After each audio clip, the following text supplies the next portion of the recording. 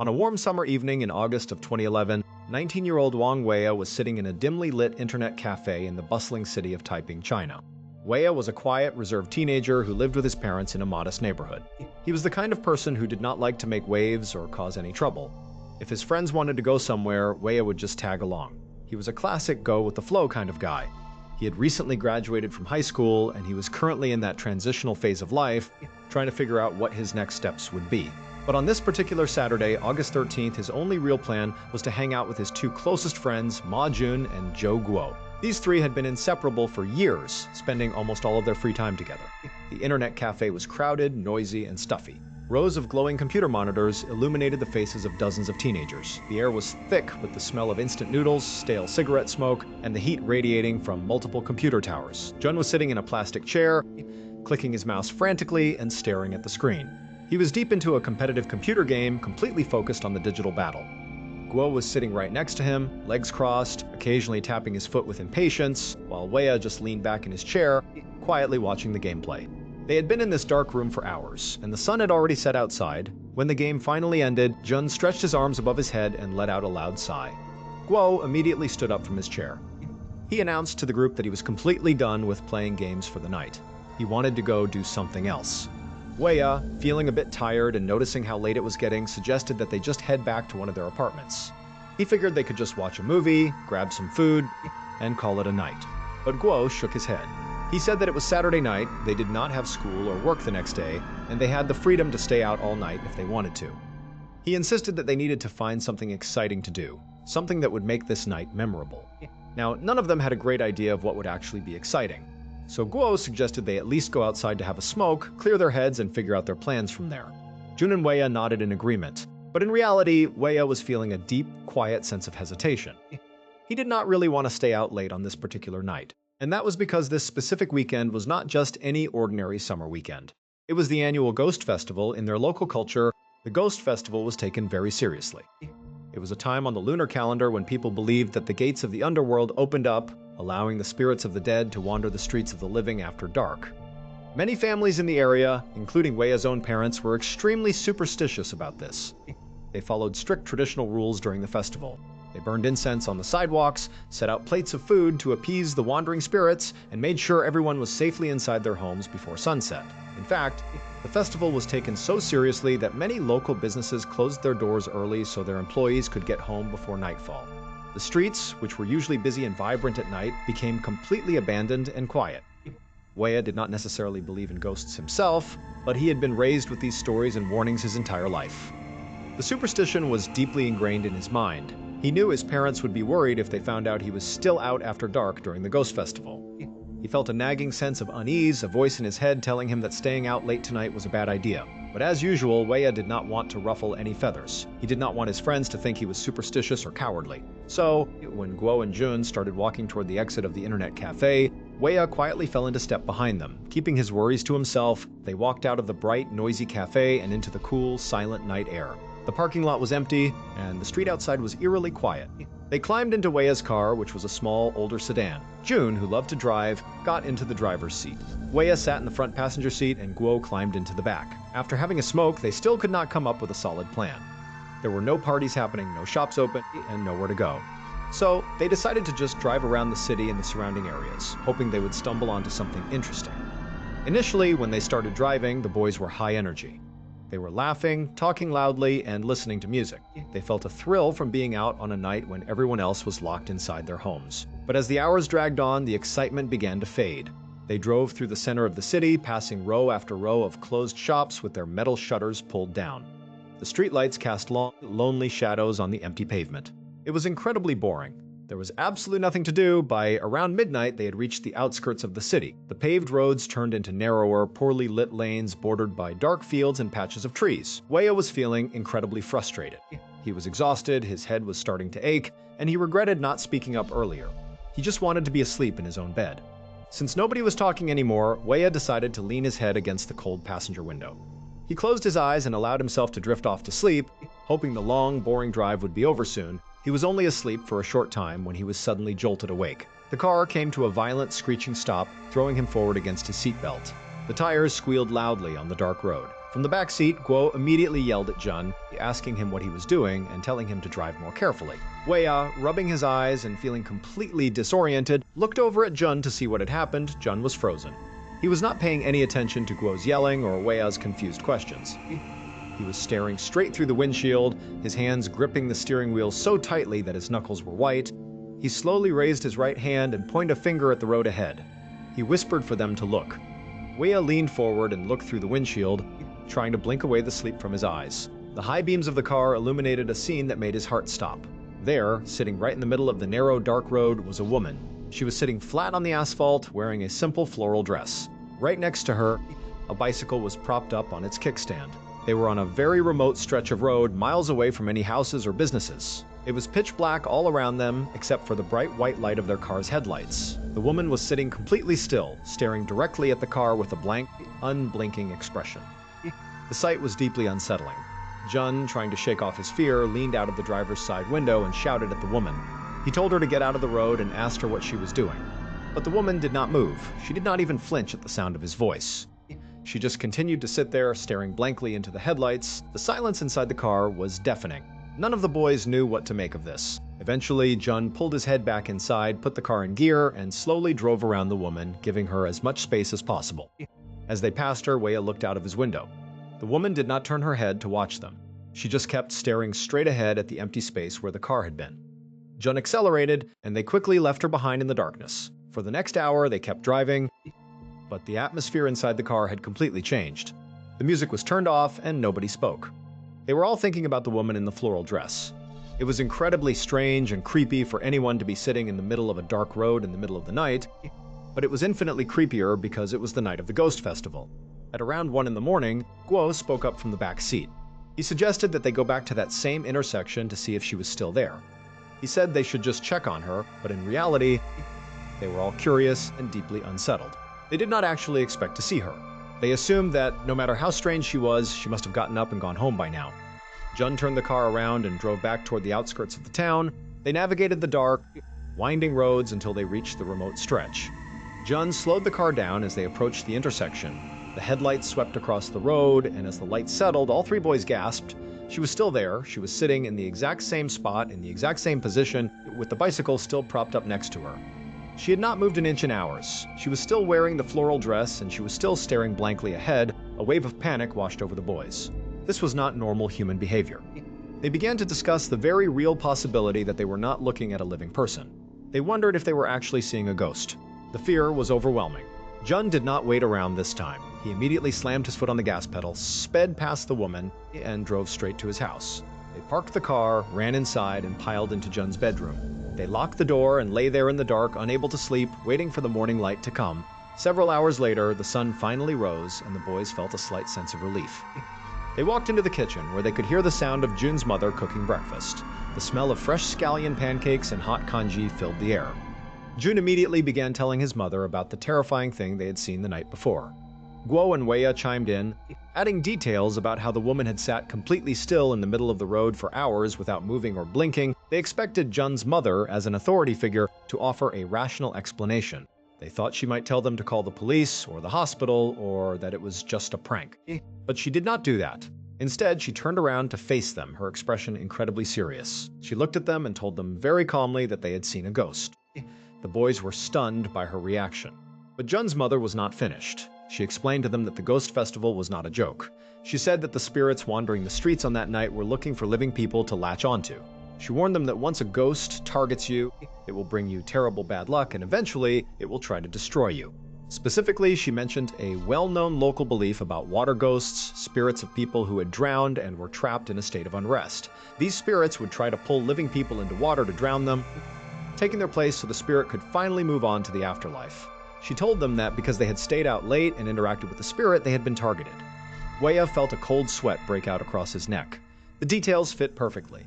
The woman's complete lack of motion, her vacant stare, and the way she remained in the road for hours. It all made a terrifying kind of sense to his superstitious mind.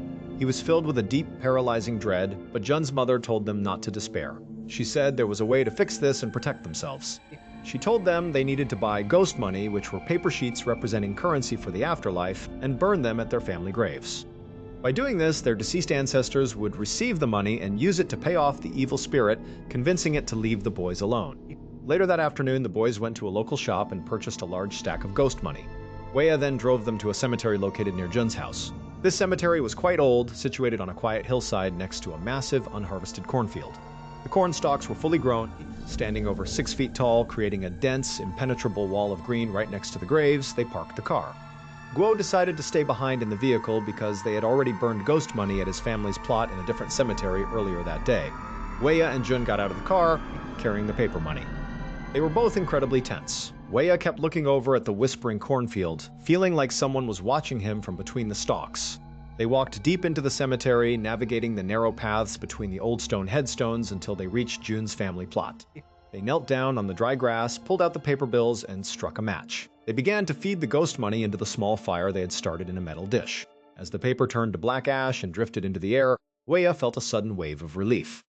He truly believed that this ritual was working, and that they were finally going to be safe from the terrifying entity they had encountered. But then Wei looked up. Standing directly behind Jun, right at the edge of the grave plot, was the woman in the floral dress. She was staring right down at them with the same lifeless, blank expression. Wei let out a blood-curdling shriek. He jumped to his feet, threw the remaining ghost money into the air, and ran as fast as his legs could carry him in the opposite direction.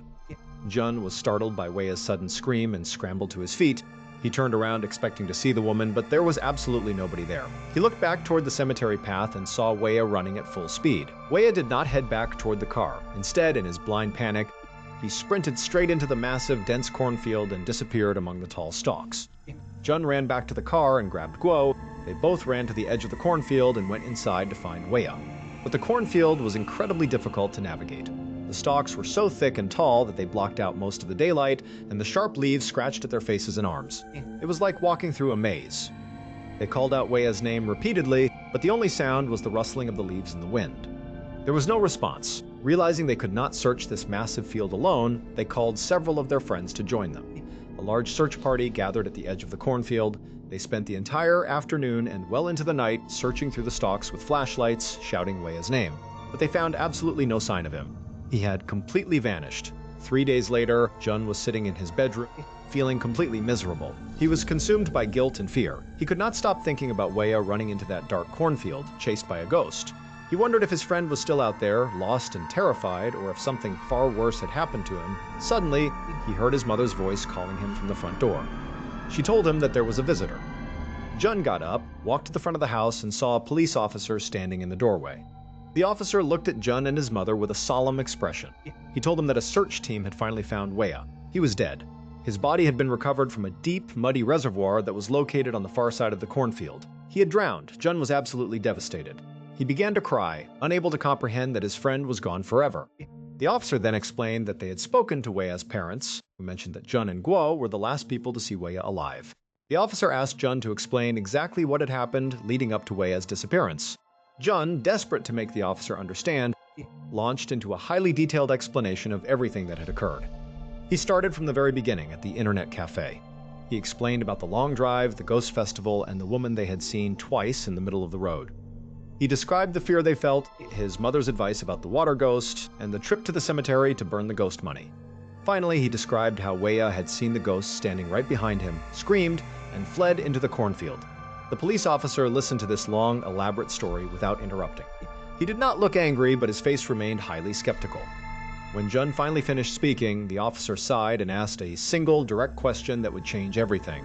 He asked Jun what they had actually been doing when they went outside the internet cafe for a smoke. Jun went quiet. The truth finally came out. It turned out that the woman in the floral dress was never real. When the 3 boys had gone outside the internet cafe to smoke, they were not smoking regular cigarettes. They were smoking methamphetamine. Under the heavy influence of the powerful stimulant, they had climbed into the car and driven around for hours. The drug had caused them to experience a severe, shared hallucination. Because they were already highly anxious about the ghost festival and the traditional superstitions they had grown up with, their paranoid minds projected their deepest fears onto the empty road. They hallucinated the woman in the floral dress. Because they were all highly intoxicated and feeding off each other's fear, they all believed they were seeing the exact same thing. This is a phenomenon known as shared psychosis, where a group of people under extreme stress or drug influence can reinforce and validate each other's hallucinations. The next day, before heading to the cemetery, they had made another terrible decision. They had smoked methamphetamine once again. When they arrived at the cemetery, Weah was already in a state of severe, drug-induced paranoia. His heart was racing and his mind was highly unstable. As they were burning the ghost money, the combination of the smoke, the flickering fire, and the rustling corn stalks triggered another massive hallucination. Weah genuinely believed he saw the woman standing right behind Jun. In his blind, drug-fueled terror, Weah ran into the cornfield to escape the imaginary threat. He could not think clearly, and he could not see where he was going. He ran blindly through the dense stalks until he reached the edge of the reservoir on the other side of the field. In his disoriented state, he tripped and fell into the deep, cold water. Weah did not know how to swim. Under the heavy influence of the drug, he quickly panicked, went under and drowned. It was a devastatingly tragic end to what was supposed to be a fun night out. A young life was cut short not by a wandering spirit or an ancient curse, but by the very real and destructive grip of illegal drugs. The superstition of the water ghost had ended up becoming a self-fulfilling prophecy, leaving Weah's family and friends to mourn a loss that could have been completely avoided. Now, while the tragedy of Wang Weah shows how a single night of poor decisions can lead to an unimaginable nightmare, another story from across the world in Marietta, Georgia, shows how a completely different kind of intoxication can lead to a horror that is almost too shocking to believe. On the night of August 28, 2004, a 21-year-old named John Hooterson was leaning over a crowded wooden bar in Marietta, Georgia. He caught the bartender's eye and asked for another beer. John had completely lost track of how many drinks he had consumed over the past few hours, but he knew it had been a significant amount. The neon beer signs on the wall were starting to blur, and whenever he turned his head too quickly, the room seemed to tilt slightly. But John had absolutely no intention of stopping. It was only midnight, which was still early for him, and he was having an incredible time. The bar was packed to the doors, the jukebox was playing loud rock music, and John was currently on a major winning streak at the pool table. He was feeling completely invincible. He turned around to look back at the pool table, expecting to see his best friend, Frankie. He had left Frankie standing by the table just a few minutes ago while he went to get drinks. But as John scanned the crowded room, he could not see Frankie anywhere. John and Frankie had been best friends since their freshman year of high school. They had played on the same sports teams, shared the same group of friends, and had always been there for each other. This night out was their typical Saturday night routine. Every single week, they would meet up at this local bar, drink heavily, play pool, and basically stay out until the bar closed at 2 in the morning. But on this particular night, both of them had consumed far more alcohol than they usually did. As John stood at the bar drunkenly scanning the crowd for his friend, his eyes caught a girl standing at the far end of the counter.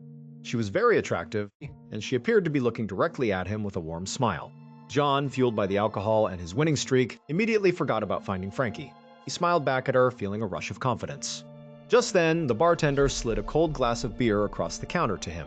John picked up the glass and began to take a step toward the girl, fully intending to strike up a conversation, but before he could take a second step, he felt a heavy, desperate hand grab his upper arm. He turned around, slightly annoyed by the interruption, and saw Frankie standing right behind him. Frankie looked absolutely terrible. His skin was incredibly pale, beads of cold sweat were standing out on his forehead, and his clothes smelled strongly of cheap beer and stomach acid. He was swaying slightly on his feet, his eyes half closed. He looked at John and spoke in a low, slurred whisper. He said that he felt completely miserable, his stomach was turning, and he needed to go home right now. John was deeply disappointed. He looked back over his shoulder at the girl at the end of the bar, who was now looking away. He really did not want to leave. He was drunk, but he was in that happy, energetic phase of intoxication where he wanted the night to keep going forever. He had not reached the sick, nauseous stage that Frankie was clearly suffering from. But the reality was that John was Frankie's ride. Frankie had no other way to get home. John knew he could not leave his best friend stranded at a bar in this condition. With a heavy sigh, John chugged the rest of his beer, set the empty glass down on the sticky counter, and gave a brief, apologetic wave to the girl. He then reached into his pocket and pulled out his keys. They walked out of the loud, warm bar and into the cool Georgia night air. The parking lot was filled with cars, and the gravel crunched under their feet. John walked over to his pickup truck, which was a large, silver model. He unlocked the doors and climbed into the driver's seat. His hands were shaking slightly, and he struggled for a few moments just to guide the key into the ignition. On the passenger side, Frankie opened the door and slowly climbed in. He collapsed into the passenger seat, leaning his head back against the headrest. He watched John fumble with the keys, noticing how much his friend was struggling. In a quiet, slurred voice, Frankie asked John if he was actually okay to drive. John did not even hesitate. He let out a drunken laugh and told Frankie that of course he was fine. He said they did this every single week, that he was a pro at driving in this condition, and that he always got them home safely. Frankie, too sick and exhausted to argue, just closed his eyes and nodded. John finally managed to start the engine. The truck roared to life. He put the vehicle in gear and pulled out of the parking lot. Heading onto the main road, the drive home was a blur of spinning lights and near misses. John's vision was severely compromised. He had to squint his eyes and focus entirely on the yellow lines in the middle of the road just to keep the truck moving in a straight line. Every few minutes, the truck would drift toward the right, the tires violently scraping against the concrete curb before John would jerk the steering wheel back to the left, laughing it off as a minor mistake. He passed several familiar landmarks along the way. He saw the bright canopy of a gas station where they often stopped for snacks, and he passed a massive billboard advertising a local car dealership. These familiar sights gave him a false sense of security. He believed he was completely in control of the situation, but as they were driving down a dark, two-lane road lined with trees and utility poles, John's eyes began to heavy. The alcohol was starting to pull him under. Suddenly, his eyes snapped wide open as he realized the truck was veering sharply off the road, heading straight toward the dirt shoulder. Directly ahead in his headlights was a thick, wooden telephone pole. In a blind panic, John violently jerked the steering wheel to the left. The tires squealed and the heavy truck swung back onto the asphalt, narrowly missing the wooden pole by a matter of inches. John's heart was hammering in his chest. He took a deep breath, gripped the steering wheel tighter, and told himself to stay focused. He believed he had just made an incredible, life-saving maneuver. He had avoided the pole, and as far as he was concerned, they were completely fine. A short time later, John pulled the truck up to the curb in front of Frankie's house. The house was dark, everyone inside asleep. John looked over and assumed that Frankie got out of the truck and walked up the driveway to his front door. In his heavily intoxicated state, John did not actually watch his friend walk inside. He just put the truck back in gear and drove the remaining mile to his own parents' house, where he was currently living. When he arrived, he parked the truck in the driveway. He did not bother to lock the doors or look around the vehicle. He stumbled out of the driver's seat, walked up the concrete steps, unlocked the front door, and made his way up to his bedroom. He collapsed onto his bed, still fully clothed, and instantly passed out into a deep alcohol-induced sleep. The next morning, John was rudely awakened. He felt a hand roughly grabbing his shoulder, shaking him back and forth. His head was pounding with a massive hangover, and his mouth felt completely dry. He slowly opened his eyes, but his vision was extremely blurry. As things slowly came into focus, he realized there were two tall figures standing over his bed. They were speaking to him in loud, angry voices, demanding to know his name and what he had done the night before. John squinted and realized with a jolt of panic that these two men were police officers in full uniform. John was completely disoriented. He had no idea what time it was, how he had gotten into his bed, or why the police were in his bedroom. He tried to sit up and speak, but his brain was still clouded by the massive amount of alcohol he had consumed. Only incoherent, slurred sounds came out of his mouth. The officers did not want to hear any excuses. They grabbed John by his arms, pulled him out of the bed, and spun him around. Before John could even process what was happening, he felt the cold, hard metal of handcuffs being clamped tightly around his wrists. They marched him out of his bedroom and down the stairs. As they passed through the entryway of the house, John saw his mother and father standing in the hallway. He expected them to be yelling at the police, demanding to know why they were arresting their son. But they were doing nothing of the sort. His mother was crying hysterically, her hands covering her face, while his father held her tightly, his own eyes filled with tears and a look of complete devastation. They would not even look John in the eye. They looked at him with a mixture of profound grief and horror. The officers led John out of the front door and down the steps into the bright morning sunlight. The light hurt his eyes, and he had to squint as they walked him down the driveway. They stopped right next to the passenger side of his silver pickup truck. One of the officers looked at John and told him to look inside the vehicle. John, still half drunk and terribly confused, turned his head and looked through the glass of the passenger window. What he saw inside the truck made his stomach instantly turn. It was a sight so horrific, so grotesque, that his mind struggled to even comprehend what it was looking at. Sitting in the passenger seat of his truck was a body. It was wearing Frankie's clothes, but the seat, the dashboard, the windshield, and the door panel were completely covered in a thick layer of dark, dried blood. And the body had no head. The horrifying truth of what had happened the night before finally came to light through the police investigation. During the drive home, Frankie had been feeling incredibly sick. Because of the extreme nausea caused by the alcohol, he had rolled down the passenger window and leaned his head and upper torso far out of the window to get some fresh air and to throw up. When John had drifted off the road and swerved at the last second to avoid hitting the wooden telephone pole, he had indeed saved the truck from a head-on collision. But because he swerved so late, the passenger side of the truck passed within inches of the pole. Specifically, the truck sped right next to a thick steel tension cable, also known as a guy wire, that was anchored from the top of the utility pole down into the dirt ground. This cable was extremely tight and solid. As the truck sped past the pole at high speed, Frankie's neck struck the steel cable. The wire acted like a massive, high-speed guillotine. The force of the impact instantly severed Frankie's head from his neck, sending it flying into the thick grass on the side of the road. But because of the momentum and the way his body was positioned, Frankie's headless torso fell backward. Slumping directly into the passenger seat of the truck, John was so belligerently, blindingly drunk that his senses were completely deadened. He did not hear the impact, he did not see the sudden spray of blood that covered the interior of his truck, and he did not realize that his best friend had just been killed right next to him. When he pulled up in front of Frankie's house, he was so out of it that he simply assumed Frankie had climbed out of the passenger side and walked into his home. He never even looked over at the passenger seat. He simply put the truck in gear, drove home, parked the vehicle in his driveway with his best friend's headless body still inside, and went upstairs to sleep. The next morning, a local resident walking along the road had spotted Frankie's severed head in the grass on the shoulder of the highway, surrounded by debris. They had immediately called the police, who arrived and quickly identified the victim. Knowing that Frankie had been out with John the night before, they drove straight to John's parents' house, where they discovered the truck parked in the driveway with the horrific evidence inside. A few months later, John Hooterson stood in a courtroom, completely sober, facing the devastating reality of his actions. He pleaded guilty to vehicular homicide, driving under the influence, and failing to stop at the scene of an accident. The judge sentenced him to 5 years in state prison, followed by a lengthy period of probation, but the prison sentence was nothing compared to the lifelong sentence John had imposed upon himself.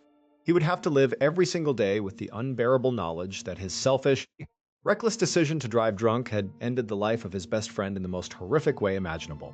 He had shattered 2 families, destroyed his own future, and left a permanent scar of grief and horror that would never truly heal. These 2 tragic stories from different sides of the world serve as a chilling reminder of how quickly a fun night out can turn into an absolute nightmare. Whether it is the destructive influence of illegal drugs creating terrifying hallucinations, or the blinding fog of alcohol leading to an unimaginable tragedy, the consequences of our choices are very real. They can rip away the lives of those we care about most, leaving behind nothing but unanswered questions, deep regret, and a haunting memory that will last forever. Thank you so much for watching. Let me know what you thought of today's episode in the comments. And remember, we have a whole playlist of true crime episodes ready for you to binge right now. Until next time, see ya.